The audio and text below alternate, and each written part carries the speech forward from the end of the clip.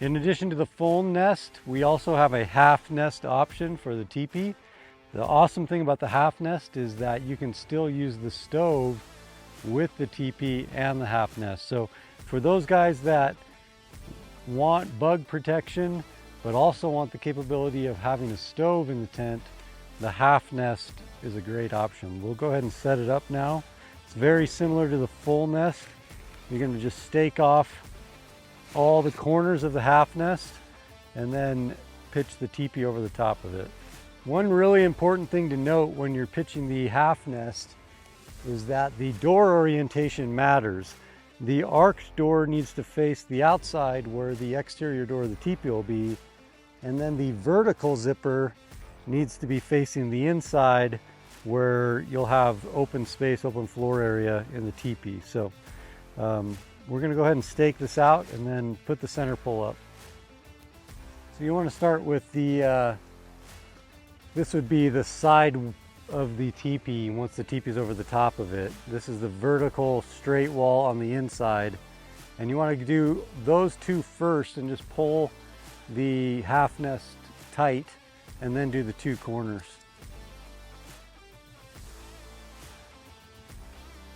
With the four corners staked down, you'll go ahead and install the center pole for your teepee. And what you'll notice is obviously the half nest doesn't have anything counter anchoring it. And so while you're setting it up, you're going to use this tethered line to make sure that the teepee stays upright, or the half nest stays upright while you're pitching it and putting the teepee over the top. So you'll just pull this tether line down. It doesn't really matter where you stake it off at. Just put it into the ground. And then you'll just come up and tighten this down. And that'll allow you to keep that vertical as you're getting ready to put the fly of the teepee over the top. If you were going to use the half nest only, then you'd also want to run the tether line just to cross brace the teepee in the wind. The half nest system also uses our wall tensioning system. So once you have it installed, you want to come tighten that a little bit. Just make sure that the cordage is nice and taut. That'll keep that side wall from caving in or bowing in, just drooping a little bit. With the half nest pitched, you're ready to put the fly of the teepee over the top.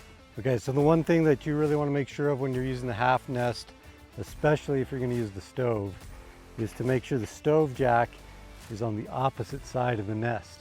That's the only way you'll be able to use the stove. If you put the stove jack over the nest, then you're not going to be able to run your stove.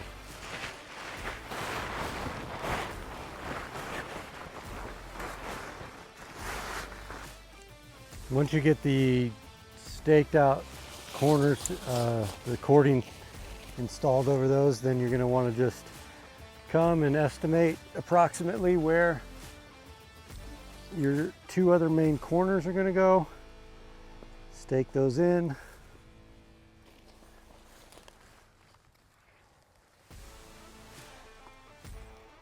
From there, you're going to want to go ahead and tighten all your corners and your side walls.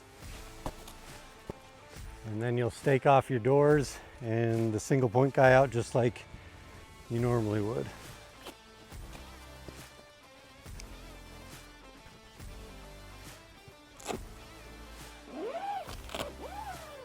When the teepee has been pitched, there's really no need for the tether line anymore. So you could leave it there if you wanted to, but in most cases, you're going to want to pull that out.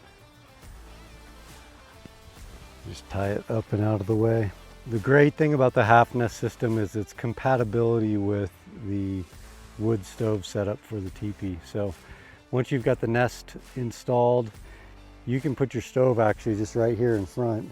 Angle it either way so that you have access through the doors. Pile all your wood here in the front or on the side, whatever you prefer. This vestibule area now with the half nest is just huge. And so it's really awesome to be able to just have your stove, wood, your gear, a nice place to just hang out if you need to in inclement weather, but also always have your bug nest for protection. The T-shaped zipper allows you to orient your head or feet on either side. It's really versatile that way.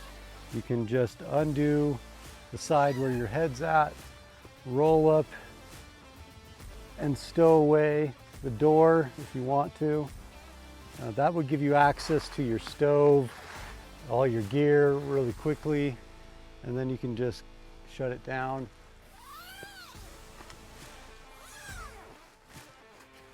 A unique feature about the half nest is the magnetic pull tabs for the vertical zipper.